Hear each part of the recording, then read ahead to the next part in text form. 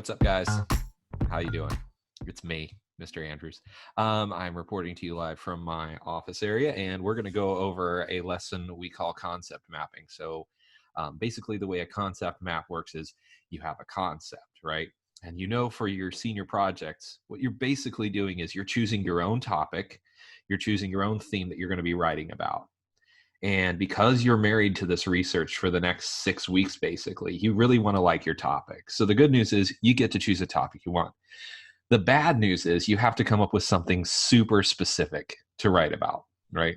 And so one of the things you want to think about is like, not just what is a topic I'm interested in, but what about that topic do I want to research? Okay. So it wouldn't be enough for you to just say, hey, I'm interested in legalizing marijuana for some strange reason.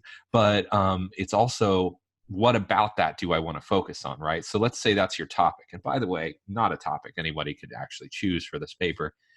You say you start with that, right? Legalizing marijuana. Well, what about it do you want to focus on? Well, maybe actually I want to focus on what should be the specific age of legalizing marijuana. Okay, a concept map can help walk you through what are the different ways that you could focus on that topic, what are the different questions or issues related to that topic, and which one of those are you going to focus on? So the idea here is to come up with something really specific, starting with something really broad and general. So let's say you got a topic, right, that's really broad and general, something that you're interested in, right? It's kind of like an elephant. Now, follow me here, right? There's a story that goes that there were these monks out in the wilderness, right? They live in this temple that's in the middle of a jungle. And one day, one of the monks, who, by the way, is blind, happens to come back to the rest of them who are also blind. And he says to them, hey, guys, I found this thing. It's like a big boulder, except the boulder is breathing. They're of course confused, so they go out into the wilderness and they start. Eventually, they fall upon the spot where this one blind monk told them. They start feeling around, and he's saying, "See, it feels like a boulder that's breathing." And the others are going, "No, no, no! It feels like a snake almost. It's slithering." Another one says, "No, it's sharp and pointy like a knife." And another says, "No, it's floppy like a giant leaf." But fleshy almost, right? See, all of these blind monks, they were touching the elephant, but they were touching different parts of it. Ideas are like these elephants, right? They have different parts with different features and qualities, right?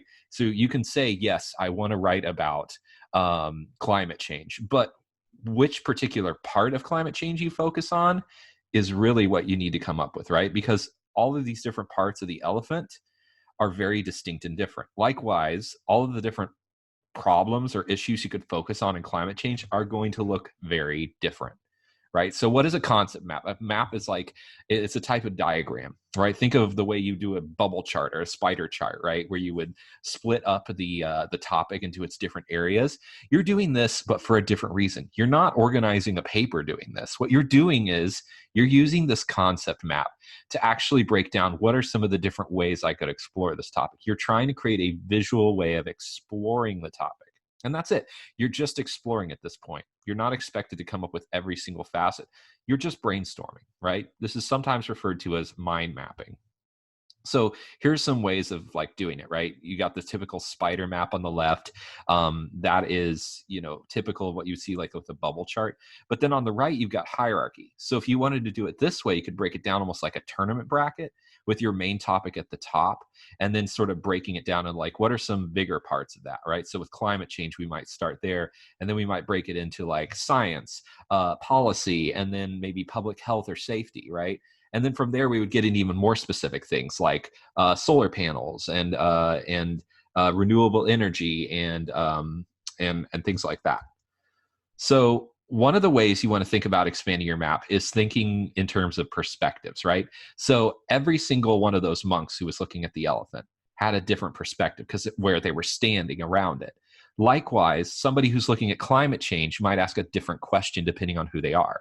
If it's a political scientist, they're going to ask, like, how are policymakers addressing this? If it's an economist, they might say, how is climate change going to affect the economy?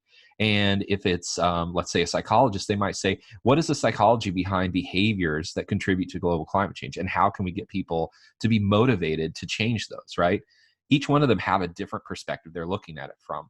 So you might think first in terms of which perspective do you want to look at your topic from? So I'm interested in global climate change, but maybe I want to look at it from an economic standpoint, right?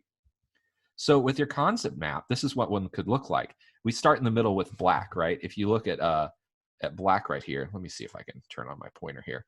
So if you look right here in the middle at Native American gambling, that's what they focused on. Pretty specific, right? The issue is that they could even get more specific, because as you see here, they could look at it from a government perspective, right? How would people thinking about government talk about Native American gambling? Well, maybe there's regulation, and then from there they branch out into details, right?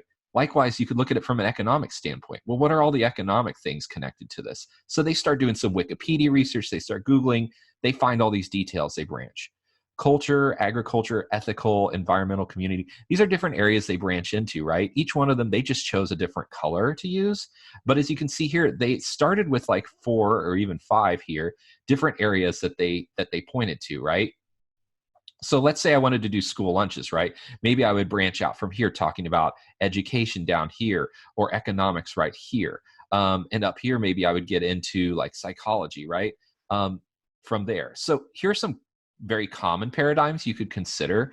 There are dozens of these listed, though. If you go to Canvas, you'll see it. It's called a list of disciplines. These are just different perspectives, different lenses, different ways of looking at your topic. I would expect that you'll come up with 3 or 4 or even 5 of these to branch out from, just like this sample did right here, right? So start with your general topic. Okay, so I'm interested in this, right? But then from there, just add 4 or 5 of these different areas of thinking. And then from there, just think about what are the connections in that area, right? This is going to allow you a lot of possibilities, because as you can see, they're no longer just writing a paper about Native American gambling. They're maybe writing a paper about specifically the use of bingo in Native American gambling and its connections to Native American culture, right? That's something super specific. And that's actually going to give them way more focus and way more work to do, in a good way, guys. Not like I'm confused and I don't know how to write this paperwork, right? All right. So let's keep going here. So remember, the goal of this is twofold, right? You're really working to understand. You're not organizing your paper yet, guys. We are not ready to outline. We haven't even done research yet. The idea is you're just figuring out, what direction do I want to go in? What do I want to maybe start thinking about and researching about? That's it. So don't put pressure on yourself to have it all figured out. All you got to do is find a topic, and a specific one at that, right? So the other thing is to hit on the area of interest you want to examine, right? It's okay to change your mind as you go. It doesn't have to be hand drawn. You can do this on hand. You can do this on a website that I'm going to show you here in a second, okay? But you want to keep this around, because we're going to be using this in the weeks ahead as you think about and you focus your topics. So there is an assignment associated with this, right? And the way this works is, let me pull it up here. You guys are going to be, sorry, I'm still. 2 hours later. This is the Mindomo app that you're going to be using for it. If you go to the link that's in the Canvas assignment for concept map, you will find Mondomo there, right? Or Mindomo. I don't know how to pronounce this, guys. So when you get in and you sign in with your own username and email, right, you'll have something like this when you create a new one. So if I create a new one, right, I'm going to have this middle piece here that allows me to kind of type in whatever I want in the middle. So I'm just going to type in, because it is not allowed for this assignment, wink, wink, legalization of marijuana, right?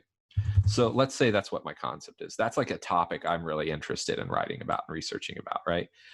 What I'm going to do here is, grabbing the bottom, I can actually branch out a little bit. Let me do that better for you the second time. So grabbing the bottom here, I can pull it out, branch out to another topic. So let's say I'm going to put focus on this from an economic standpoint, but I'm also interested in maybe what this would have to do with, let's say, health and wellness, right?